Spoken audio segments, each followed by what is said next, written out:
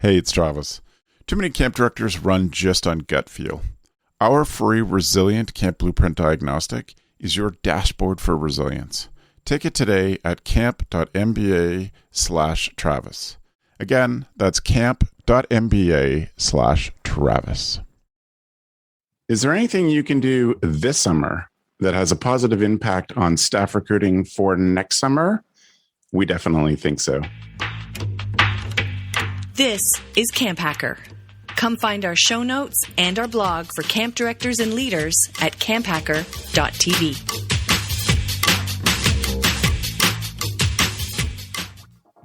This episode of the CampHacker podcast is brought to you by UltraCamp. Wouldn't it be refreshing if your registration software gave you more time? With UltraCamp, you can track attendance, manage staff applications, streamline registration, and much more. Get back the time you need to focus on what's really important, camp. Find out more at summercampsoftware.com/camphacker. Hello, Camp Mavericks. Welcome to the CampHacker podcast. My name is Travis Allison. I run Go Camp Pro and the Summer Camp Professionals group on Facebook, and I'm excited to welcome my co-host today.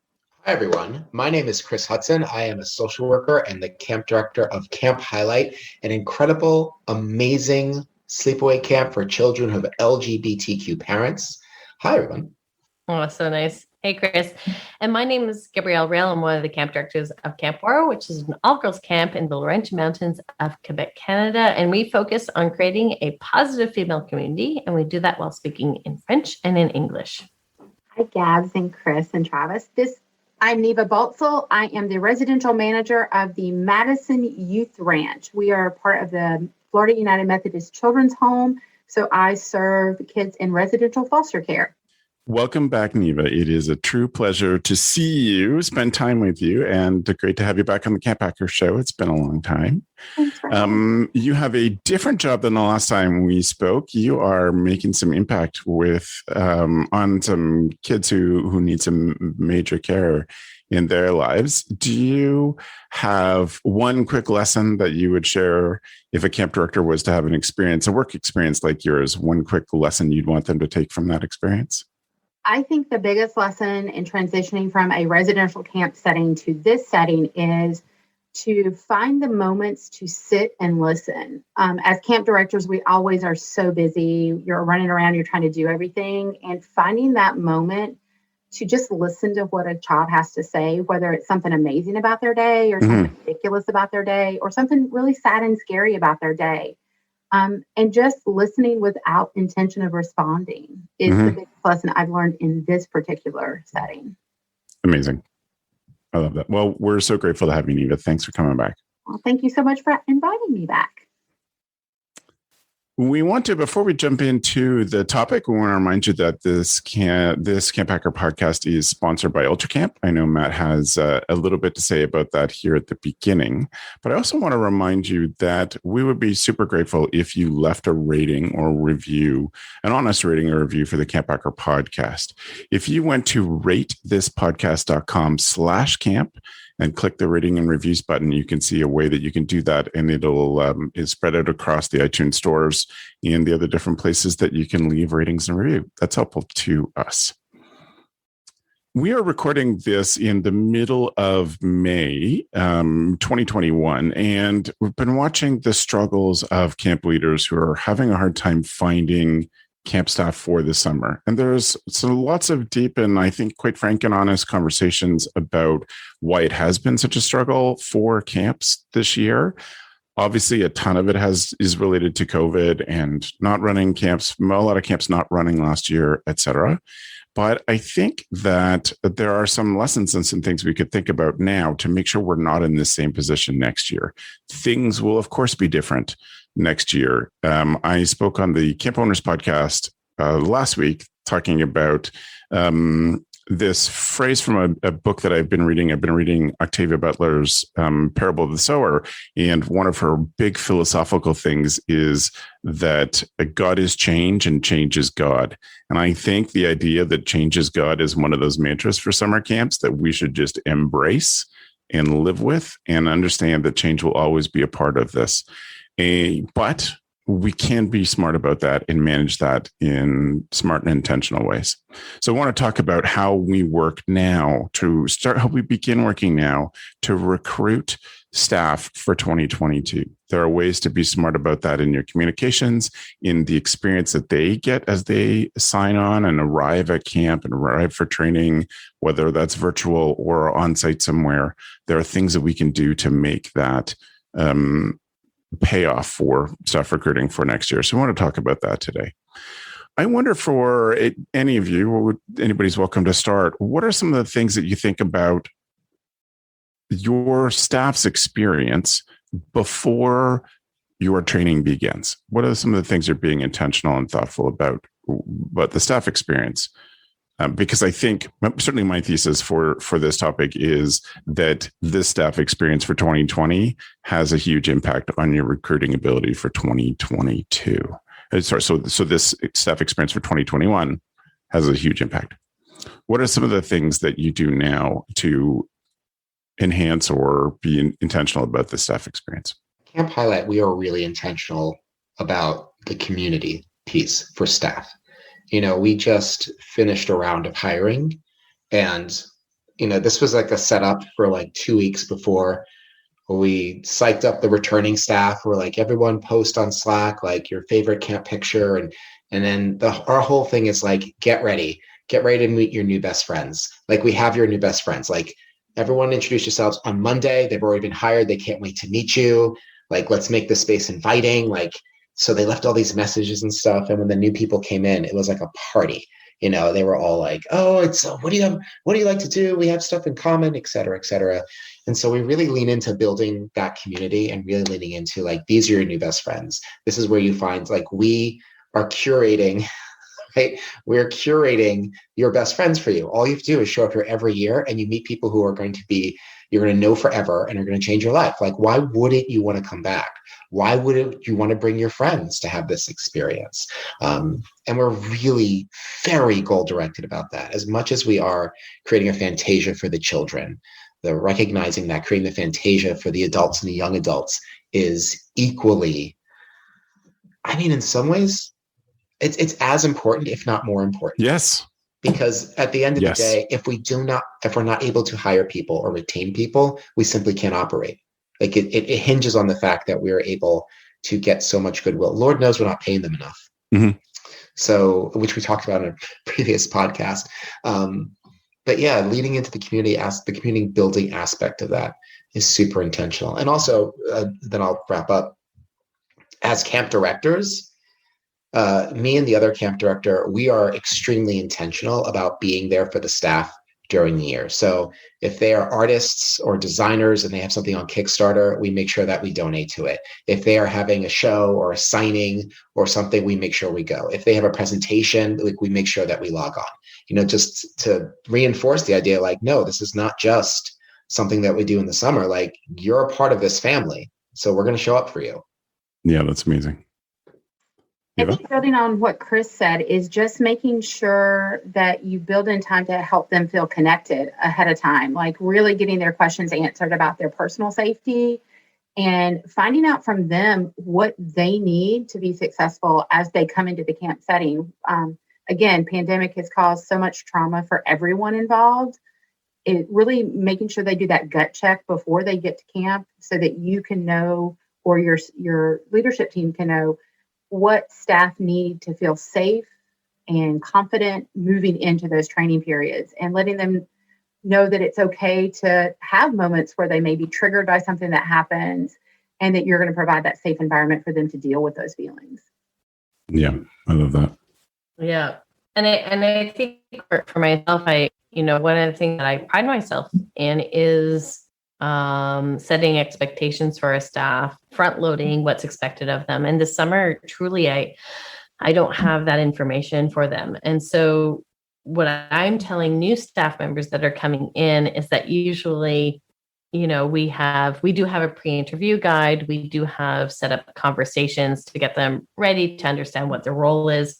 And this summer, that's not the case. And so the expectations that we're setting up for them is that we're doing this together And including myself, I don't know exactly what that's going to look like. And so we're all vulnerable. So your thoughts, your experiences, how you are experiencing things are very vital, so that when we are ready to welcome campers, everybody's voices will be heard. And this is how we're going to make sure everybody's voices are going to be heard. And I think, secondly, it's easy to be said from the boss's point of view, but to create those conversations with maybe 2 or 3 other staff members, where you're having returning staff members walking in who are prepped, who are also we don't really know exactly what the summer might look like. We have some ideas. This is the framework, but how are you doing? How are you feeling? And perhaps creating a conversation format where you're talking about different aspects of camp, such as yourself, the program, and the campers and your teammates, so that you're able to tap into, how do you best connect with others? How do you look when you're quite anxious? But also, what do you need to step forward? Because I think this summer is going to be necessary for people to step forward. So we're making sure we're creating a good environment for our staff, but also for our campers. Excellent points from all of you. Things I want to add in is just a reminder, and I know I've said this a lot on the show, but my philosophy of leadership is that we need to, in our bones, appreciate that no matter what we do, we are teaching, and that I am always teaching philosophy extends to how we communicate with our staff before they arrive, setting them up and giving them the tools that my 3 co-hosts have been talking about, understanding what we will do to keep them safe, how we are going to set them up for success, et cetera. And it means being thoughtful about that every year, making sure it fits the year that's going on. It means making sure that when staff arrive, and this all sounds like we're talking about a show for how to have the best staff for this coming summer. That is, of course, piece of this. What we were saying on the show is that setting up this summer well means you're much more likely to have great staff for next summer. So just teaching your people that your camp is thoughtful and intentional about everything. So teaching them that there is a level of intentional that you really need to understand and to be a part of it, and to have that clearly communicated to you. And that we will work hard to make sure that even though if you're a new person and new to our camp family, that we will work hard to make sure that you understand how things work at our camp before you arrive, that we're not going to just have you arrive in the middle of the chaos of other people screaming happy to see each other from time away, that there's going to be a way for you to settle in quietly and, be a part of this at your own pace, because we're going to use this time now to teach you as much as we can so you will feel comfortable. Said it on the show. I say it lots of times. Every new person should show up at camp knowing one face that they can recognize and who will recognize them, and one thing that they can participate on the first day that they arrive that they can feel comfortable in. Those 2 things give them enough of a welcome and a safe place to stand on that first day that shows them this camp is different than other job experiences I've had. Lots of us have had bad first days at work. I remember the last job I had. I showed up on my first day and my supervisor wasn't there. They had arranged nothing for me. And the other people who were in our office didn't know that I started that day. So I just showed up, walked in, and everyone's like, "Oh, I didn't know you were starting today." I was like, "And what am I supposed to do?" They're like, "I don't know. The bosses are in a meeting." And so my whole first day experience was a lot like my whole experience in that job. But anyway, I learned something on that. They were teaching me something on that day. Sure. So, yeah. That is the worst. I'm so sorry, Travis. Yeah. But you're right. There's always those situations where, I can't tell you how many first days I've had, and all I do is just like, sit around, go to the bathroom 8 to 15 times just because it's something to do. There's nothing to do. You play solitaire on the computer, on your phone, and then you just while the hours away. And you certainly don't want anyone, like you said, you were being taught something on that day, especially for camps where we are hiring a lot of young people who are still mastering their identities and who they are in spaces and groups. Mm-hmm. And, it's so much more inviting and welcoming if you take stock of who's coming in and really giving them the 5-star treatment. Because like an alienating experience like you had, Travis, it's like, well, okay, well, great. Now I'm supposed to give my all when they couldn't be bothered to know when I was going to show up. Yeah. Yeah. Right. That's the wrong message. I think it's also what you're talking about, Chris, is just a sense of feeling unsafe, because you do on your first day, you do want to put your best foot forward. You want people to see you as somebody that cares, see you as somebody that has skills. And I think that's what we're looking for, opportunity for staff that are coming in this summer. And for me, I'm always looking at what we're running and how we're doing what we're doing, not so that staff do a good job this year. I want to make sure that our staff are coming back next year. And so I think whatever your summer looks like, for me, a framework to help support those staff members in feeling like they are growing and they are learning and they're contributing. Because sometimes you can be doing a great job, but you don't know if you're contributing, and I think that's super important. For me, I like helping staff members figure out what's something that they feel confident about at camp. So for example, it might be some staff members might feel like giving instructions to kids, that's something that they do well or they thrive at, or being in front of a small group and leading a song, that's something that they do great at. And how can their leadership team members or support staff help heighten those skill sets? So you're already great at that, but let's get you to the next level. And another part to maybe work on is something that makes them feel vulnerable. So for myself, organization is something that I struggle at. And it's hard for me because I can tell that other people are so much more advanced than I am in organization and getting stuff done on time. And it's not because I don't care. It's just that it's something I struggle at. But to build that relationship with your staff members so that you can help them, access what they feel comfortable at doing, and how do we heighten that and build their confidence. And then secondly, what are some things that they feel a little bit vulnerable at that we can help, also build their skill sets? Because I think, every staff member that's coming in, they want to contribute and they also want to grow. And I think that if we're intentional about that, that also helps them see next year, what am I going to be learning? And also what am I going to be contributing? I think one of the things we were lucky to do at camp when I was there is we did in-person interviews for a longer period of time over the course of a weekend.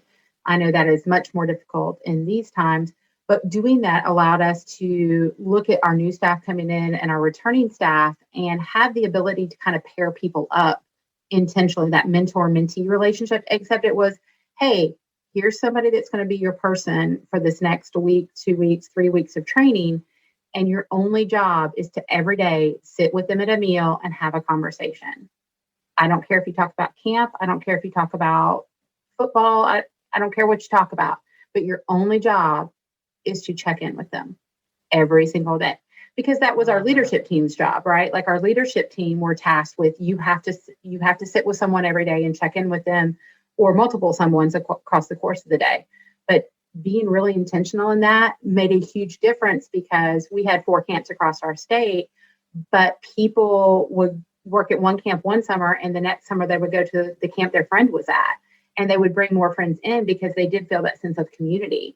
And I think what Chris said in the beginning is the most critical part is, if you feel like you can make friends, you're willing to bring other people into that arena so that they can have those same experiences. You're not going to bring them someplace that's terrible and they forget about you on the first day, but you're definitely going to go out and recruit people to come and have a good time with you to be a better person. Absolutely. So I want to talk about the at camp experience. I want to talk about specifics about arriving at camp and making that feel good for people. Before we get too far into that, what are some things that camps could be thinking about for people who aren't working at camp this year, but could potentially work at camp next year? They were CIT before, or, would have been in the CIT program during 2020, or, they've worked at camp before, but can't this summer. What are some of the things we can do to be intentional about them that will have a positive effect on whether or not they'll work next summer? I think for me, like if staff members, if you have campers or staff members that aren't attending this year and are thinking perhaps maybe next year, for me, the staff that you have right now, that's your gold mine. Testimonials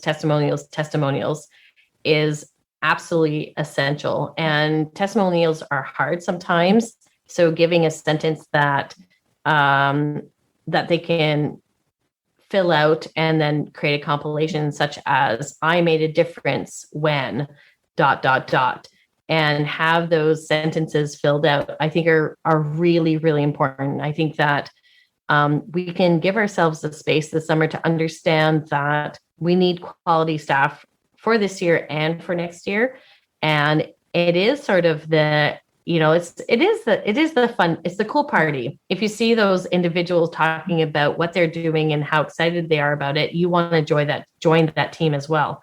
And so for me, I would be dedicating some time aside to make sure that you're having some dedicated interviews with some staff members that could be a little bit longer, that you can promote to your alumni so that they're reaching out to other individuals, but then that you're getting those short clips of staff members in different areas of your camp and saying, I choose summer camp because ... and get them to speak from the heart, and maybe get them to speak from a place that's also funny and comical, but it's basically creating that buzz around the value of coming to camp. And it's not coming from the camp director, it's coming from the actual staff members that are working there this summer.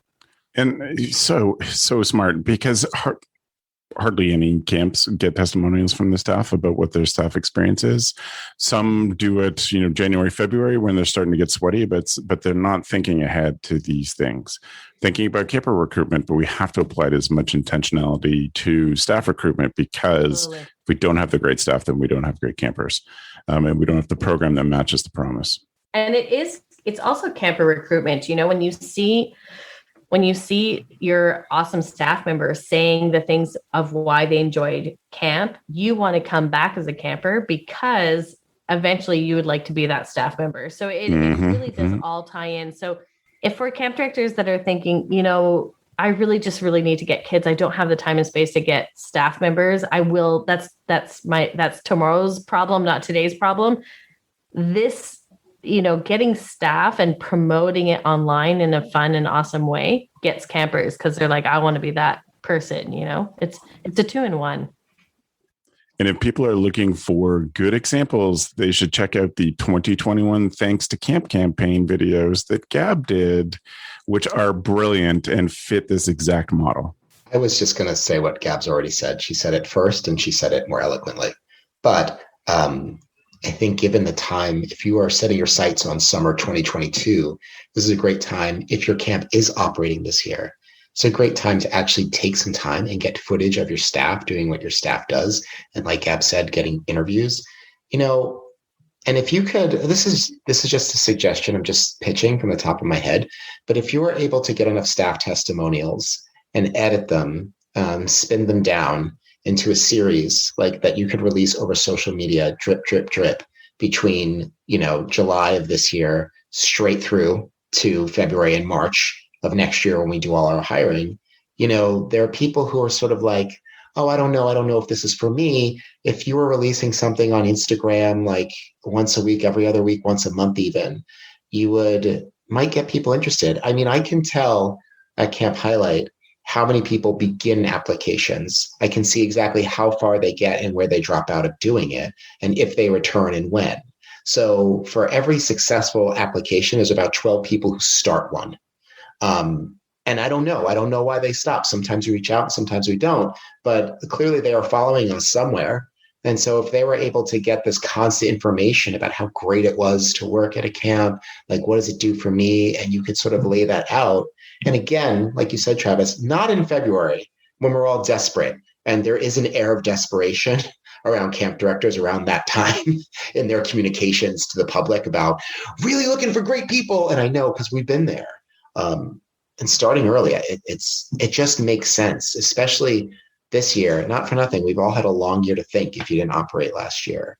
And, thinking ahead to this is like worthwhile. It's time well spent. And I think I will just piggyback on that to say, I think this is where knowing the kids or the staff that have grown up in your program really makes a difference. Like having paid attention if you're doing that homegrown staff model. I think this is where I know Travis uses Bonjour a lot. This is where those personal messages from maybe not a director but a pod leader or a cabin leader that has watched a CIT grow up or an LIT grow up to say, hey, we need you at camp next year. We think this is your skill set and we want you to apply. And that personal invite and taking the time to do a lot of those, or for all of the kids that haven't come back as staff this year, but you think would make great staff for next year. It's really hard to turn down when someone that you've looked up to says, you can do this and you should do this. And if you're not making those personal appeals, I guess is what I would call it, or those personal invitations, I think you miss part of that as well, because some kids are never going to think, oh, I could do this. Some of these kids are always going to think, I'm not good enough. I'm not cool enough. I'm not whatever. I've been away too long. And they need to hear someone say, no, you're brilliant and we want you. The power of personalized video is you can be, as Neva said, anywhere on the site. You'd be like, I can picture this as being your bunk in this cabin next year. I know it was the cabin you were in the last year that you were a camper, or that you were the CIT for your week in cabin or week in unit. I know that you worked with a group that hangs out under this shelter and has their lunch. And I could picture you just standing here talking to your kids at the head of this picnic table. Like, it's powerful stuff that they can picture for them to understand that we picture them in that situation. But it does involve definitely lots of good communication, even good note taking as kids are growing up. Like, I really didn't like this kid when they were 13, but man, when they were 15, you can see they could be great camp people. And it's important to say stuff then. And it's important to repeat that, because Neva said they may not picture themselves as being that kind of person, but if you can see it, that goes back to just a personal conversation with people during the summer. It means a lot when it comes from a director saying, doing a great job this year. I really like you. You've really stood out to me. As a first-year counselor, I can see you being program director one day. And just It doesn't have to be that job that they end up in, but just planting that seed. They're like, really? Okay. All right. That makes a huge difference. A long way, Travis. Like, I honestly remember when I was 17, just not feeling super confident about myself. And the irony is that I did grow up at this camp. The irony is that my folks own the camp, but I did not see myself in a leadership position. And just having somebody that is 2-3 years older than me saying to me like, hey, one day I really see you leading the junior section, because, you really care about them and, you have a way of getting other people to care about them. I'll always remember those words. I never ever thought that I could possibly be the junior section head. Like, for me, that was so out of reach. And I think back to the testimonials, also sometimes being genuine, using that language of, yes, using the, I come to camp because, or whatever your sentence is, but also saying things like, I almost didn't come to camp because people told me this wasn't a real job. Saying that thing that a lot of our staff members do struggle with the pressures from parents or from peers or from professors that, maybe you need to get a real job, but sort of flipping that and having that sentence at the beginning and saying, and I'm so glad I did because X, Y, and Z, So yeah, totally. So in the last section of this, what can we do as camps when camp is running to help ourselves hire more of these staff back, or, them and their friends and other great people, stuff we can do while camp's on? I just have so many ideas, and I know the podcast format doesn't allow me to lay them all out in like a 12-point PowerPoint, like I have a 12-slide PowerPoint like I have in mind. I would suggest pulling your staff into this conversation. They at training, like have them in one of the 1,000 different breakout groups that we do with chart paper, or however it's going to happen this year. Get them to be like, how can we recruit people to come, like, and make them part of that? Like, how do we do that? What made you want to do this? Like, can you identify the stages of when you first heard about it, when you were flirting with the idea, when you made the decision, and then when you made the decision to come after we said yes? Like, chart that for us. And so one, it gives the directors a greater understanding of the process. It's been a long time since I've applied to be a camp counselor. It's the 90s are a long time ago. So, and also it also builds a team of people. They're excited about camp. And if they love this and they love it enough to come back for 6, 7, 8 years in a row, then they are our best advertisement. And so utilizing them, this doesn't have to be all on program directors and camp directors to find the staff. Staff can find staff. One question I would also add to that, Chris, is what part of this camp job story didn't you know ahead? Like, what are we not telling people that they should know? Yeah. Good or bad, but what are the things that we're not telling people? Yeah. Mm-hmm. And I don't know. I kind of want to lean away from this, but this is the world that we live in.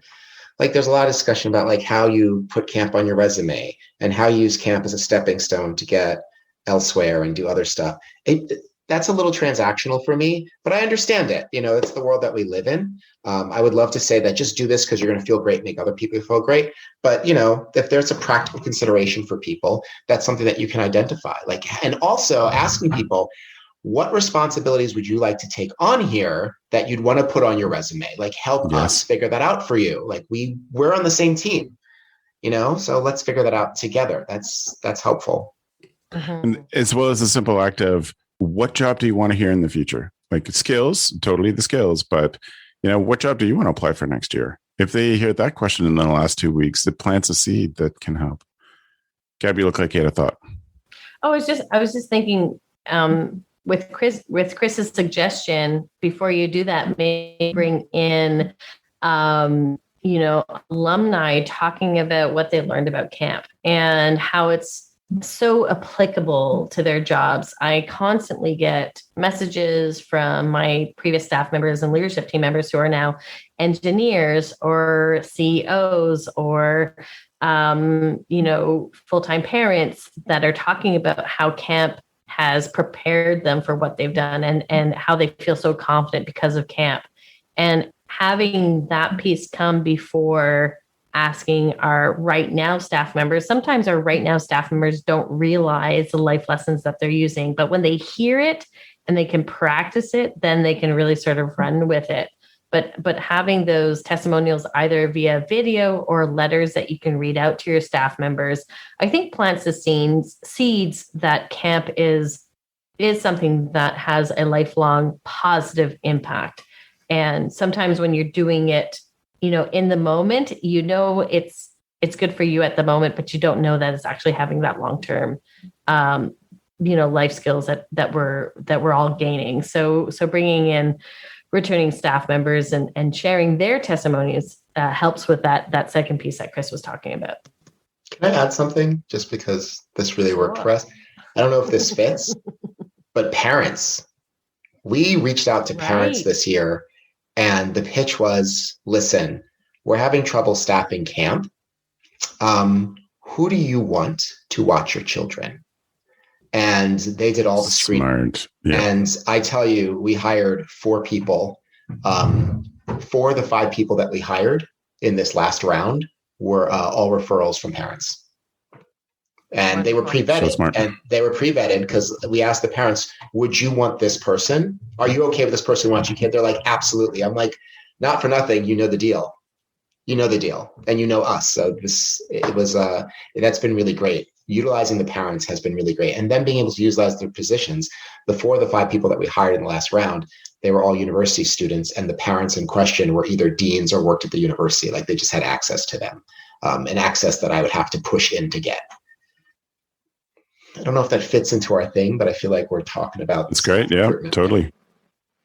I think something that we don't capitalize on at camp is what used to be called an exit interview, but I would call an end of the summer conversation, and really finding out from your staff that have worked during the course of the summer, what are the barriers that are going to keep you from coming back next year if you want to come back next year? What happened this summer that was maybe a turnoff for you that makes you not want to come back?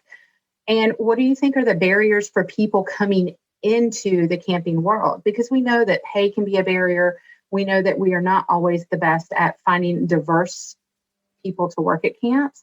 So I think if we don't have those conversations at the end of the summer, even though everyone's tired and it's long and it's been a long summer, but asking those questions that may be getting answers that you don't want to hear, where you hear that while you thought you had a great leadership team, people on the leadership team were not great. And just finding those things out from your staff that are there before you let them off your property, not holding them hostage before they talk, but really having that conversation, and maybe not with you as the director, but with someone that you can bring in from the outside.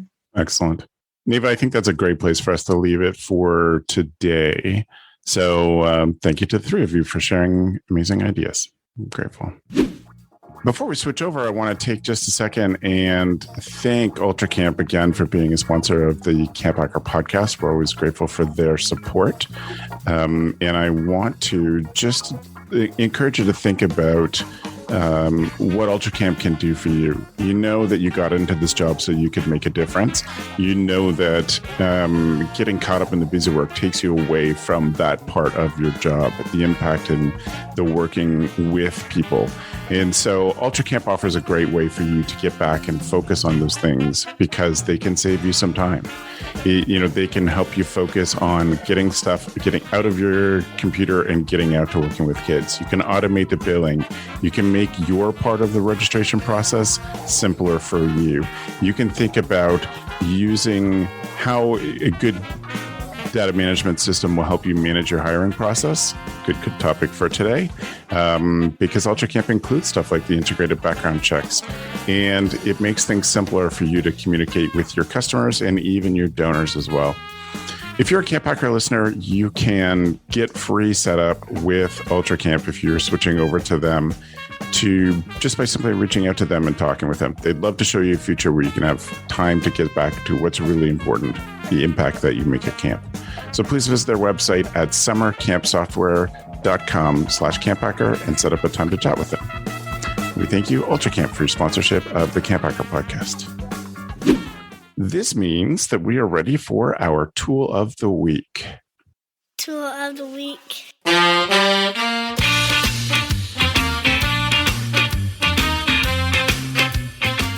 So, Neva, like lots of other people, we've asked you to come in with a tool, and you have a great selection. I'm excited to hear about the things that are your tools.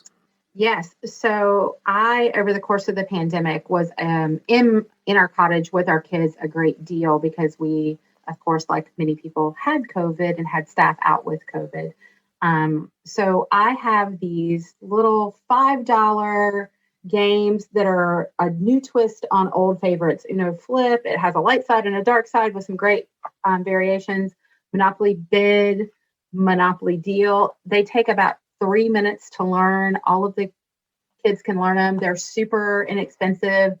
So great they're about $5 a pack or less, depending on where you purchase. And they would be great additions to any camp staff member's bag of tricks to keep kids occupied during any sort of time, because they are a lot of fun. It's excellent. So it's Uno, Monopoly Flip, and Monopoly Deal. Monopoly Deal and Monopoly Bid. Monopoly Bid. Okay, great. Good. This is a good time to remind you all that you can find our show notes at camphacker.tv/podcast, where you can look for these 3 games, as well as everybody else's tools, like whatever Gab's going to share with us next. I'm talking about Notion. So Notion is I think it's kind of like a do-all tool. And what I like about it is that it's free up to 5 users. So if you have many groups within your leadership team that wants to, let's just say, track a project and the progress of that project, you can do it within that group, and it's for free. And you can use that on Android, your desktop, as well as your iPhone.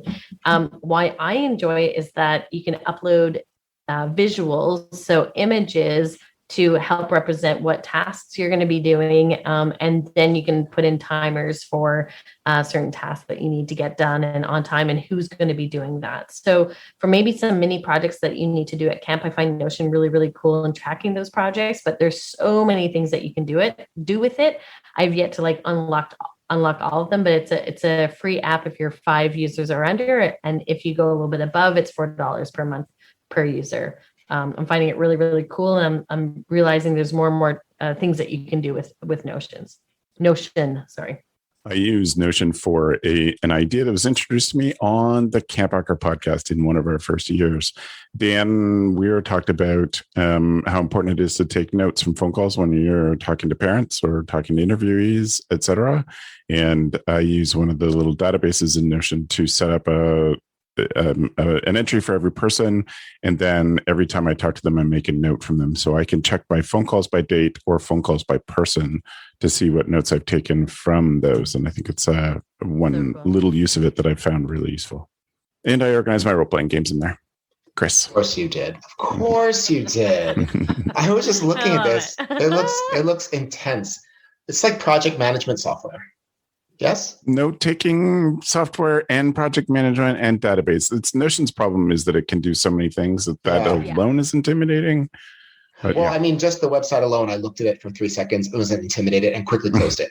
To spend some time to look at it later. I took one-on-one lessons in Notion that helped me set up a few things. So I happen to get lucky to have somebody who's like, I want to open this as a business. Is anyone who want to be a free guinea pig? I was like, yes, totally me. I'm that guy. Lucky. My tool of the week is a documentary called Black Boys, which is on Amazon Prime. I think you could watch it on Peacock for free. The first thing you have to do is figure out what Peacock is, because I'm not entirely certain how you get that app. In any case, Black Boys is a documentary, 90-minute documentary, just about the plight of Black men and boys in America. And there's so many documentaries like this, but what I liked about this is that I like the focus on boys, like Black boys, and specifically what they have to deal with growing up. And there was a connection to like schools and prison and the way that the society interacts with them to create adverse interactions with systems. That sounded a lot more academic than the documentary is. I apologize. The connection to camp, though, I think it's really important to, when we're thinking about our camps and our spaces, is to make sure that we're designing it and analyzing it with these ideas in mind. I'd heard something the other day, and it's been living. She had a tattoo of it. It's like living with me. But I'd read something that said, everyone is welcome is not the same vibe as this was designed with you in mind. Mm-hmm. And that, I think, sums up why I thought this would be really important for camp people to watch, because wherever you are on your journey towards anti-racism, there is definitely more work to do. And these heartwarming and heartrending stories of these young Black men, I think, need to be heard. They deserve to be heard. And it'll make you and your program better. Like this is the work that we all need to be doing, not just as camp directors, but and not just as people who work with children, but especially because we work with children, but as people, taking someone else's perspective and really trying to understand and listen it's the goal. Capital G, the goal. It's why we're all here. So check it out. See, what I should have done when I was picking the order of who gave what tools is I should have let Chris have the last word instead of my tool, which is... follow that, Travis. I want to talk to you all about soap. And that's the brutal part of this.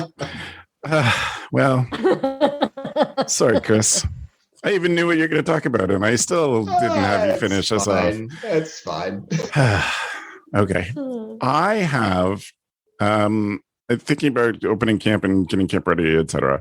Yes, I totally am talking about soap. I wanted to do a thing that I didn't know about that's called Barkeeper's Friend. And it is a cleanser. You want the soft one. You can get like a Comet version that's little pebbles that, what break up with water. But look for this liquid Barkeeper's Friend. You get stuff clean that I could never get clean otherwise. If you've ever had one of those glass top stoves that are, perfectly flat and the elements underneath it, you look at them and you think, wow, it looks all modern and cool. And they're friggin' terrible to keep clean. This is one of the only things I found that will clean that. But it cleans. It's made for stainless steel and brass. It's actually made by someone who owned a bar for cleaning the brass rails in a bar.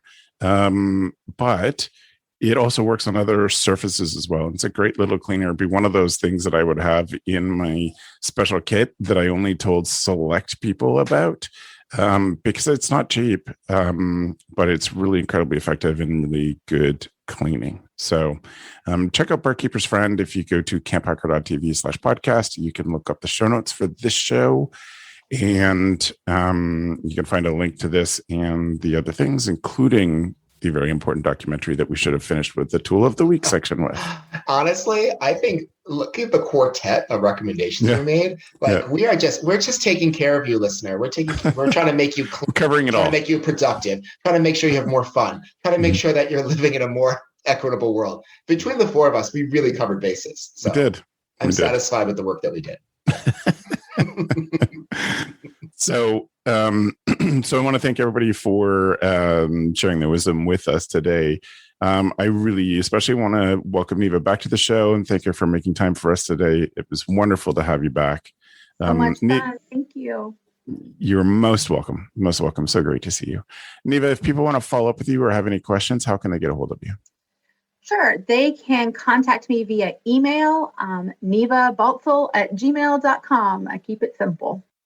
And we also put a link to that in the show notes too. So, Neva, thank you. Gabz? You can contact me but I think I just want to reiterate what Chris said. This was designed with you in mind. So I think let's just sort of hold that in our minds when we're looking at camp this summer. You can contact me at info@waro.com, ouareau.com, or you can follow me at Gabrielle Rail on Instagram, and Rail takes 2 L's. This was designed with you in mind. I love that, Chris. Thanks, Gabz. Chris. Hi, you can reach me all sorts of ways. You can find out more about my camp at www.camphighlight.com. You can send me an email, chris@camphighlight.com. If you're interested in me posting fun polls and screaming about racism and injustice, you can follow me on Instagram at PlanetChris1 on Instagram. Thank you, Chris. And once again, we want to thank everybody for being a part of the CampHacker Show. If you have questions or feedback, or you would like to be a guest, reach out to me, Travis at gocamp.pro. And we're definitely looking for new people to be part of the panel and join the podcasting team. So I want to thank the three of you for sharing. I want to thank everybody who's taken time to listen and or watch this show. And finally say, thanks for the evening, friends. The CampHacker podcast is brought to you by Beth and Travis Allison, summer camp leadership training and marketing consultants. Thanks for listening. CampHacker, bringing your world into focus. Hey, Camp Pros, we love that our industry is built on sharing. In order to foster that spirit, we hope that whenever you share an idea that you learned from the CampHacker podcast, conference, summer camp professionals group, or wherever else, that you're quick to give credit where credit is due. That way, we can all encourage more Camp Pros to share the tips and tricks that will make camp better. Hey, it's Travis. Camp directors often tell me they're just too tired to take on anything new.